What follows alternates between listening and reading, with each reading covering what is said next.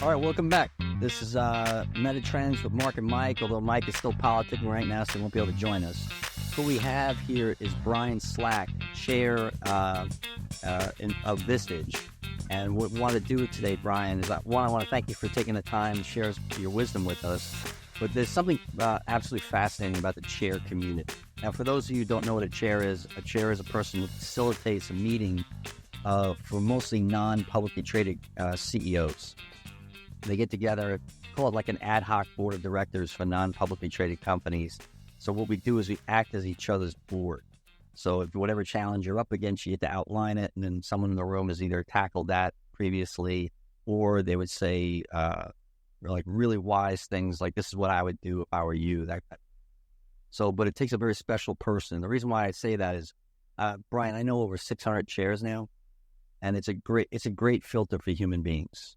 And the one thing I miss about chairing, because I don't do it any longer, was the VCG.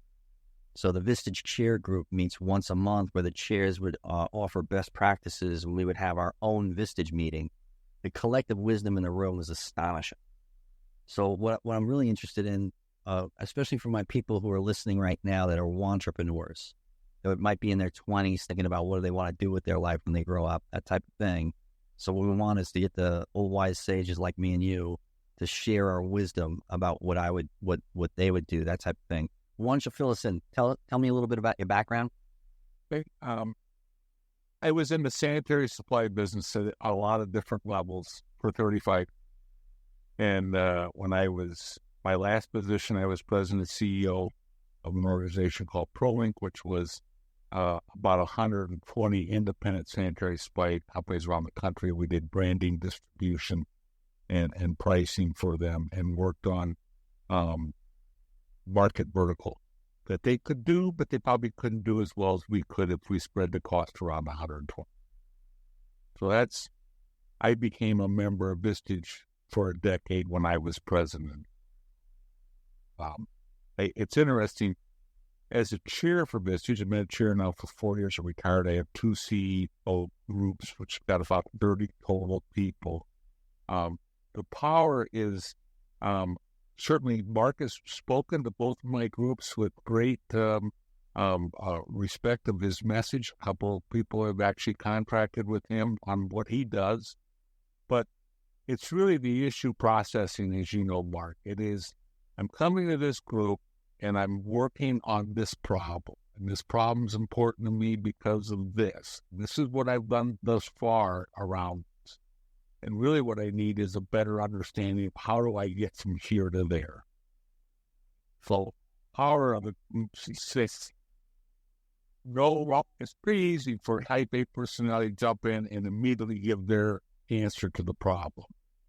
But really what we're working on is if we ask enough qualifying, clarifying questions, that once we go around the room once or twice, the answer is almost obvious, or the problem isn't the problem.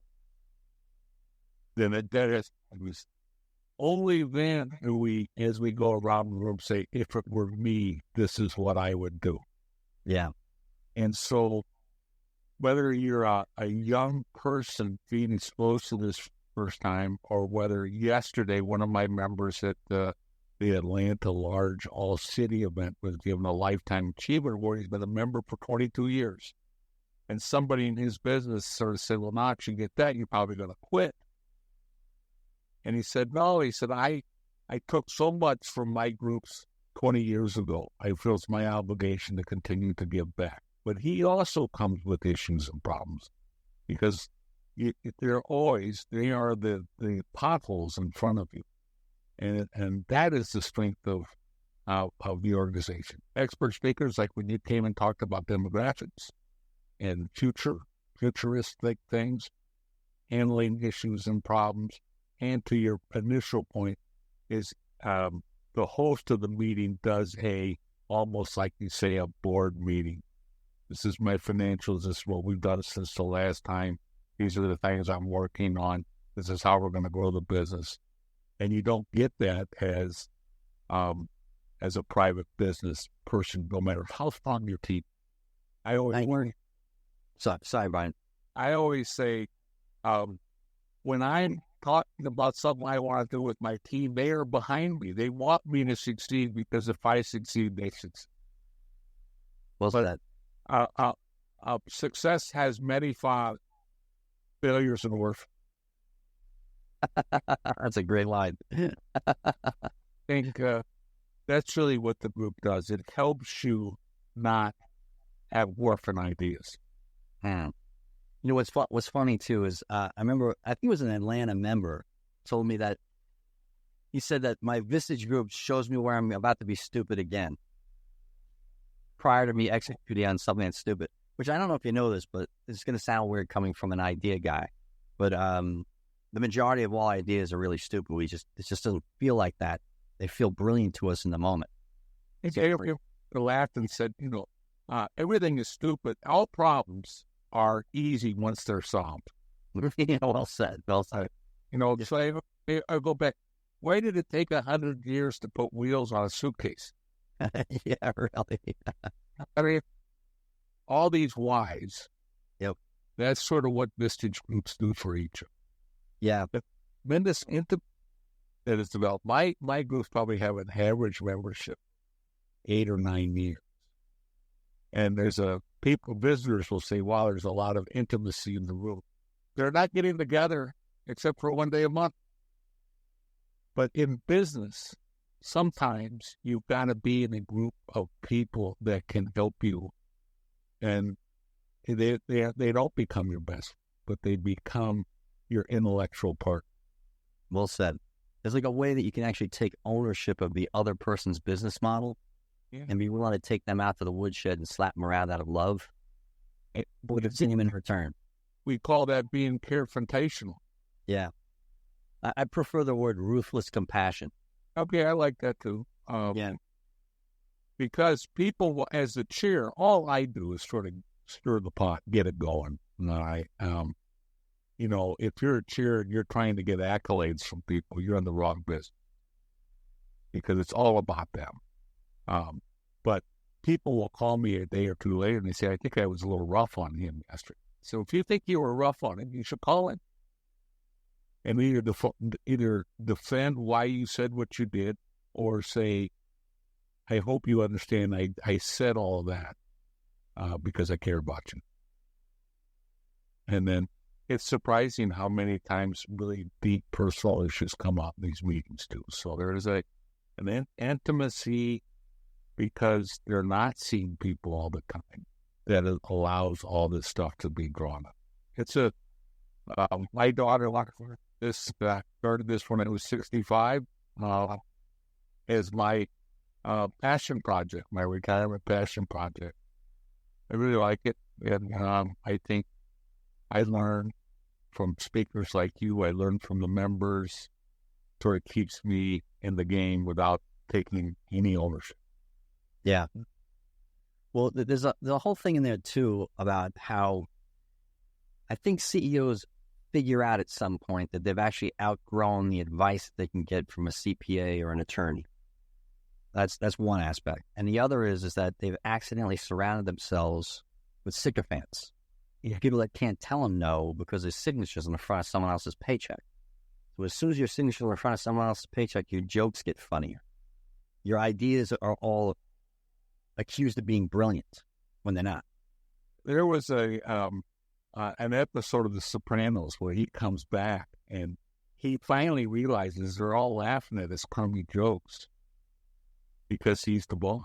Yeah. It's like, I mean, you're paying for him because that's the way it is. Yeah. In your team, they want you to succeed because if you succeed, they succeed. Yeah. And most people that will challenge you on stuff are off for greater things, bigger companies, bigger roles, bigger whatever, and they're hard to keep motivated and stuff. But they're the ones that challenge you, and they're rare in organizations as time goes on. And one of the things, just going back to that point that I talked about before about CPAs and attorneys, because what I'll do is I'll turn to the CEOs and say, where do you get your advice from? And they'll say my CPA or my attorney or something like that. And I'll say, Have you ever asked them if CPAs or attorneys are good business people?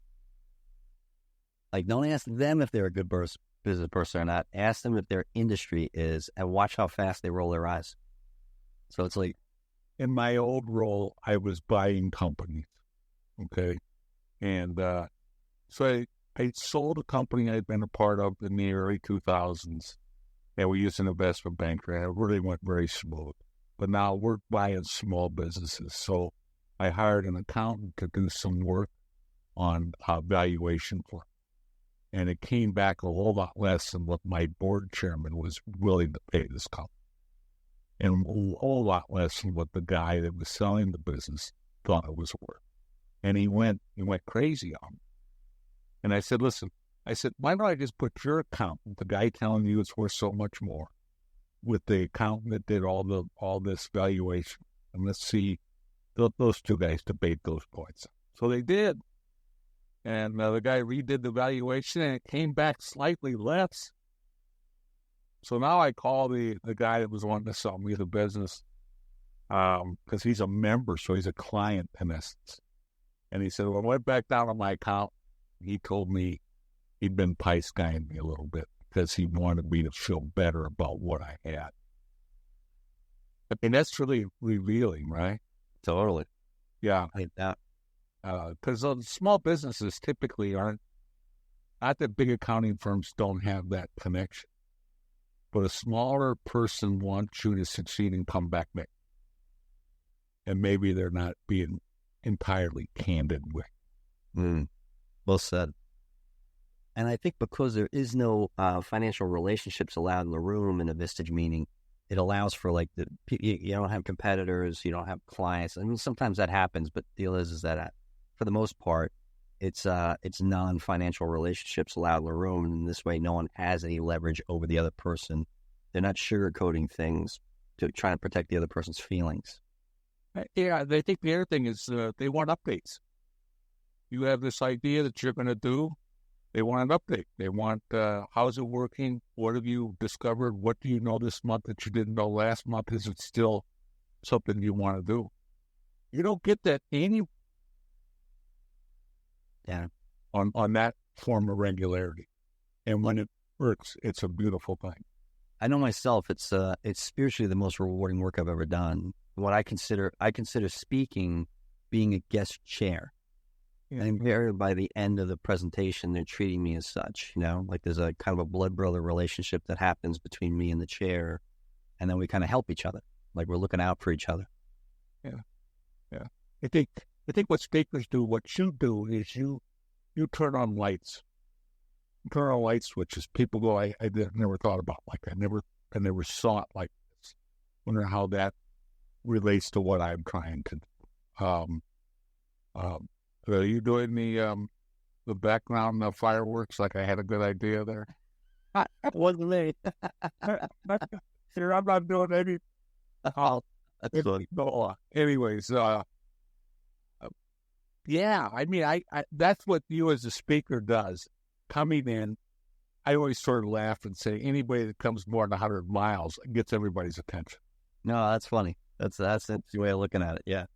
Well, I've done tons of these, but I'm learning something still at the stage, and something that I call it the yield curve of a decision.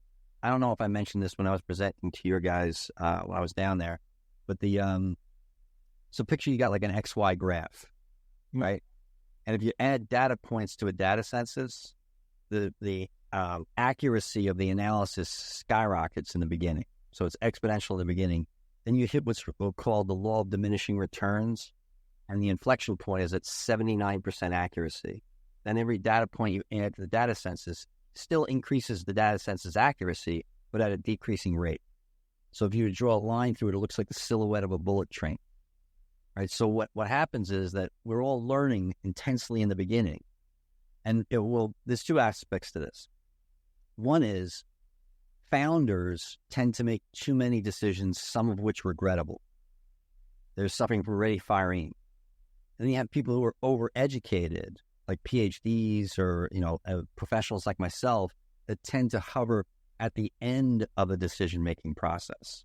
They're suffering from gather more data, or what I call ready, aim, aim, aim, aim, aim, aim.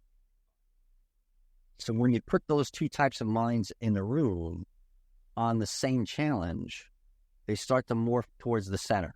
What you do is you get the founder making less decisions, but better decisions. And you're getting the PhD or the overeducated person to make a decision. That to me is the genius of Vistage. In fact, one of the few things I take umbrage with Vistage about is it's not better leaders, better decisions, better results. It's better decisions, better leaders, better results. So how can we make them make better decisions? And sometimes it's just, you want to become a better tennis player, you got to play tennis with better tennis players. So it kind of raises your game. Like I remember my first meeting, I felt like a schlub, that I wasn't doing anywhere near the business that the rest of the members were. And I was looking around the room and, I think you realize from our short conversations and my presentation, I'm not a normal person. I'm odd, right? Perfect example of that is I'm a man who is obsessed by what people do and why they do the things they do. That's really rare. That's mostly a female domain. Women are more concerned with people. Men are more concerned with things. It kind of comes out in the employment market too. Most engineers are male, that type of thing.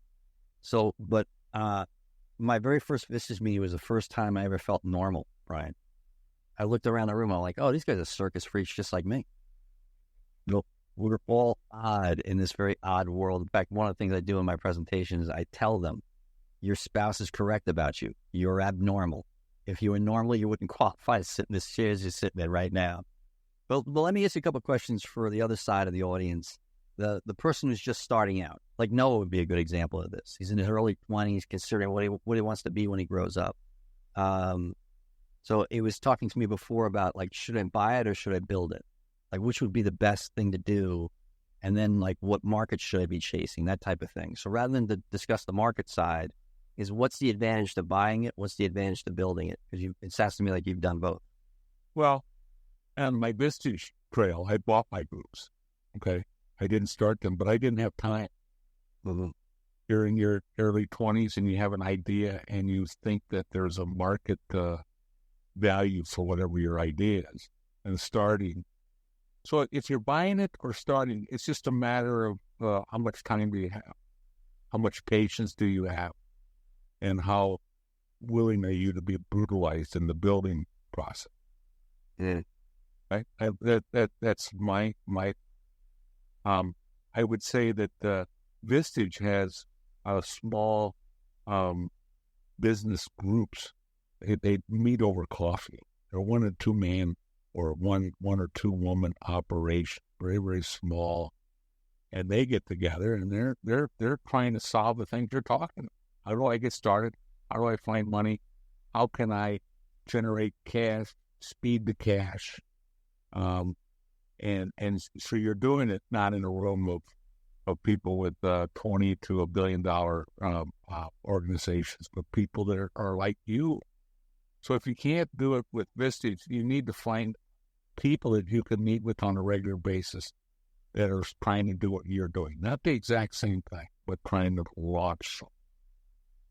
I've never done that, okay? So I'm no good at that. But I understand that in those groups, somebody will remind you that there needs to be some process to the whole.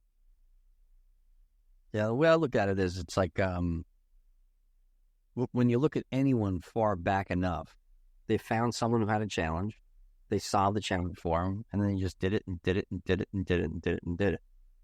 So what we have to do is figure out what's the challenges that potential clients are dealing with, and can you solve it for them in some way, shape, or form, and then how to leverage your time. So it's a life example of the company my son works for. The guy came home from Tulane. So the neighbor had a small anesthesiology practice that he was contracting with hospitals. The guy said, can you build me some online way that my people can schedule their time so we have coverage at this hospital? Well, flash forward 18 years, the guy just sold the business for $3 billion to the first corporate. Wow. Yeah. But it started because somebody had that need and then he built something. and then sold to other people, and got more sophisticated. So to your point, find somebody that needs something that you can do for them, but they don't want to spend the time trying to figure out. Yeah, there's even a thing about how, like, I do an exercise with my coaching clients where I have them sit down and write out everything that they do during the course of a week, and then to put it into 4 quadrants. The first quadrant is what do they love to do? And usually there's 2 or 3 things in that. What do they like to do? There'll be like 10 or 12. What do they dislike to do will be a similar number. And then what do they hate to do? It'll be 3 or 4. So then it becomes a delegation process. So now we figure out the next hire for my business is going to love to do what I absolutely hate to do. And then I've delegated everything that I hated, assuming legally I can. Or whatever I have to do, but delegate everything else. Then I'm going to delegate what I dislike to do, because what I dislike to do, I suck at anyway. So why don't I get someone that absolutely loves it? And then this way, what happens is they're going to actually do it much better than me. It won't be a weakness at the company. It becomes a strength. Then eventually I delegate even what I like to do, and now I'm only doing what I love to do, and now I'm not working. I'm in effect retired. Because, you always hear people say, hire to your weakness. Yep. And until you do that exercise, I've done the exercise, where are you spending your time? Yeah. Get a steno pad and what rat holes are you going down? All right. But I like yours better because that helps you figure out who your first hire is going to be. Yeah. And your third hire. Most people would say, I love thinking about the business. I don't have time to do it. Let's work it on it instead of in it. People will say to me, I don't know if I have the time to burn a day. And I say, listen, the only time you're thinking is when you're driving to work and when you're driving home, and you're not writing down anything. And you get out of the car, you go into the house, you get out of the car and go into the office, and everything you thought about, vaporize. Yeah, because the fire drill, as soon as the key hits the door, This forces you to think, and I would hope write down. I'm a big fan of journaling. Say if you journal and never read the journal again, there's staying power in what you journal. It's in your mind. It's in, and so just, and we I don't know how many times early in my life I felt I was working really, really hard and realized at the end of every day I got nothing done that mattered. So as a young business, you're like, holy cow, what am I trying to do here? What am I chasing? And I think that's a hard thing for anybody starting a business. And I like your idea. What are the things that I'm involved with that I like to do, don't like to do? And then ultimately find people to do that. Yeah, so I did it the wrong way in the beginning. So I would hire people I liked. Oh, yeah. And I liked them because they were like me. And then I found them asking them to do me a favor to do the very thing I hired them to do. So it was like recognizing that somebody actually on planet Earth loves to do what I absolutely hate to do was such an alien concept to me. I thought everybody hated that. But to find them, boy, what a difference. And that's being exposed to things like whether it's a DISC assessment or predictive index or Myers-Briggs or any of those things was really very helpful. But that came to me via Vistage. So I was able to recognize the difference between my partner, my brother Jack, and myself. He was completely different on the DISC assessment than I was. And I realized, oh, okay, so this is the reason why I can't bring ideas to him in the infancy. He struggles to see how they can possibly work because he's too busy telling me how it won't work. Yeah. What I had to do was I had to change my tactic. I would get the idea of firewall as best as I possibly could. Then I'd bring it to him, and he'd tear it apart like a kid in Christmas. He'd tear it apart and show me the one thing I missed, which was then really useful, as opposed to fire hosing the idea in its infancy. Brother-in-law built a company with his father, very successful, more success than you could dream. But they were so different. The father-in-law had been It made lots of attempts and failed. But together, the father-in-law had great ideas, and the brother-in-law was able to execute them, make them work. And so that balance of how all of that worked is pretty fascinating. I find it that a lot of times at this age, companies are trying to get rid of their partner. Yeah. And back to your statement, their partners are too similar, so that begins to be the rub. The dissimilar people figure out how to make each other better. Interesting. So ultimately, I just thought that my brother-in-law was just able to take these ideas and actually make them work in a system. And the father was very broad, big thinker of ideas. And so together they were this wonderful part. Yeah, it's cool stuff. Like it. And I wouldn't say it was all love and roses either, but there was a lot of respect. Yeah. Yeah. So are you seeing any challenges with the Vistage members these days? Well, I think that, so going back to starting before the pandemic, the economy was really strong. Yeah. Then all of a sudden, if we didn't know if what the world was going to look like in 12 months, right? And the government came along and pumped a lot of money into business. We all benefited from that, whether it be PPP or whether it be ERC credits. And most of my members took advantage of that. Then business was sort of strong, really. And then, one of the things I kept saying to them was, raise your prices until you can't. And be prepared to take them down. Because that was what people told me about the 70s and early 80s. If I had it again, I would have raised my prices more. Mm-hmm. So used to not. Especially in an era of no inflation. Yeah. I had a hard time getting the price.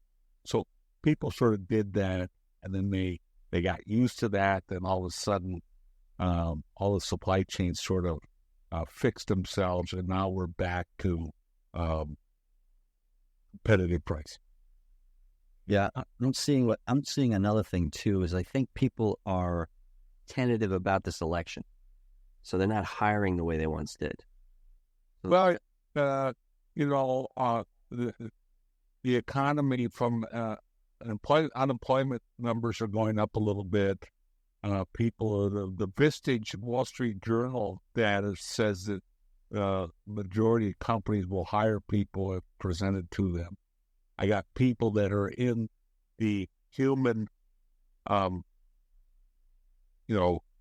whether they're trying to put people in tech spaces or engineering spaces, and that's soft right now because there's an abundance of people. But yet, there's only 9 people to fill 10 jobs, right?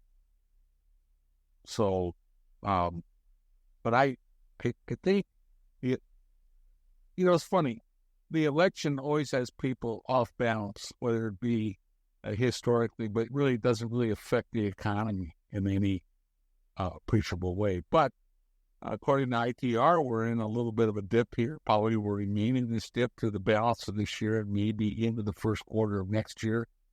And then we should be off to the races. But every segment has a different economic twist going. And but I think people are just having to be smart business people again, and they didn't have to be there for. Yeah, well said. I got some people that are hurting. I got some people who are just doing great, but I think that is at any time, right? Not everybody does. Not everybody does great all the time together, but we did when we were all getting free money. So, this inflation thing is, certainly borrowing money. I got somebody that does $1 billion international trade, and the cost of money has changed his out view of the way that he staffs his business significantly, right? It's 10 or 12 people, basically. So I just think we're all having to be a little bit better business people, having to study things out, manage it, and manage pricing better and supply chains better. But generally speaking, I think people are doing well. So are there any markets, like if you're going to start up a company right now, knowing all of what you know, is there any market that you sit back and go, wow, that's one that's expanding for a whole host of reasons. That's one I should be looking into. Well, I think, so I'm lucky I'm here in Atlanta, right? So I just got fresh data from ITR where we take a look at the Southeast. Mm-hmm. May even include Texas, right? These are economies where people are moving to, that the growing, construction is growing all the way from Texas to North Carolina. So obviously, if you're in any kind of light construction, whether it be light commercial or residential, not multifamily, there's opportunities here. The problem is you can't get your labor, all right? But there's a demand. People are moving. I think the population is growing in Georgia like 3%, but Atlanta's 3.4. Okay. Bit of an outlier, but it's growing faster than any state in the union. Yeah, there's 1,085 people moving to Texas every day. Every day. But I've also lived through Texas oil issues, so when they collapse. However, this isn't an energy growth dollar. This is a technology. Yeah. So I sort of follow ITR. I follow Peter Z. and you and I talked about him. It's all around graphics. And your presentation is, if you're going to do something, do it where the people you sell to are going to be. So if you're selling, so Atlanta, ironically, I moved to Atlanta in 1980. I was a young guy in Atlanta. I thought everybody was my age here. Actually, the people coming here now are my kids' age. Wow. Bodes well. So that would be, what are young people looking for right now? They're looking for some sort of affordable housing. They want to be in the city. They want to, all of those things would seem like be opportunities. And yet, young people don't want to do certain things that I just sort of felt like I had to do, right? They can hire that out. The gig economy still here. If you're in the gig economy in California or to a certain extent Illinois, West Virginia, Mississippi, tough. Yeah. You have that mindset of young people. So I'm probably not the best guy to ask what kind of business would I go in, because I would say get in the cleaning business. Everybody wants a clean building. Nobody wants to do it. Yeah. I would imagine labor is a tough thing about that too, like you were saying. One of the things I've noticed is the energy industry. I'm not talking about gas, but I am talking about electric. Like we're dealing with a very large energy provider. We just picked them up as a client, and they have a mandate to grow from 330 million to $1 billion. So, and I think what that is that what the government wants to see happen with the electrical grid means we're going to have to quadruple its reliability. So whether it's transformers or electrical engineering or any of that type of stuff, this is an exploding market in a very short period of time. I can't agree with you more. 3 years ago, I put a whole house home backup generator. Yeah. Because I'd read where, it's just going to be, the energy is not going to be dependable, right? And so I put that in. Not that I needed it last year, even this year, but I'm not needing. Yes, we're assuring. By the time that wears out, I'll have big batteries in my garage that will store. I won't need. I think Georgia, we're sort of lucky. We're the first people to bring a nuclear plant online in like 40 years. We brought 2 of them on. Yeah, and you know what what I found out about that was nuclear, although it's the least carbon polluting of all means of energy, it takes 15 years to bring one up online. Listen, watching this be built was like watching an elephant gestation period. It took for Yeah. But the overruns were insane. And so, everybody says, well, I don't want to pay for that. Well, you will. And you'll be glad that they did it over time. Yeah. And now they've got other ways. That's a traditional nuclear plant. Yeah. Now they've got these other ones that they're ready to launch on. Be smaller, more mobile, whatever. What's going to be interesting is these data farms take so much electricity. Oh, really? Yeah, they're building one on the south side of town, and it's gonna, so not only do they take electricity for all the electronics that are going on, but they got to cool it. And they can't, somebody said, why don't they put those in the middle of nowhere? Because there's no power in the middle of it. Right? Yeah. And so now it's with AI and all of this stuff, they need more calculating space fast. And there are companies that are building some of that stuff that will be 5 or 6 times faster, less energy, and no heat. So all this is happening. It's sort of fascinating. It is fascinating, isn't it? So there you go. Could I start a business that I could live off that crowd? Right? Could I be a person maybe in the solar fields that just sort of goes out and fixes, right? What are the ancillary things that come with a data, right, that I could be a part of? I guess for young entrepreneurs, that may be the way they get it. It doesn't require a lot of capital. It's a lot of who you know, what you know, and then the ability to execute on it and make it bigger. So, sorry about that. So I think there's bad opportunities for young people. All right, Brian. Well, listen, I want to thank you for your time and your wisdom here, sharing with us. So you're welcome to come back anytime. You let me know. It's great having you in my life. I appreciate Clark, I will try to find your podcast because I like the way you think. Thank you, man. And you see the future, and I want to be a part of your future. Appreciate it. Right back at you. Thanks so much for your time. Thanks for listening, everybody. We'll see you on the next one.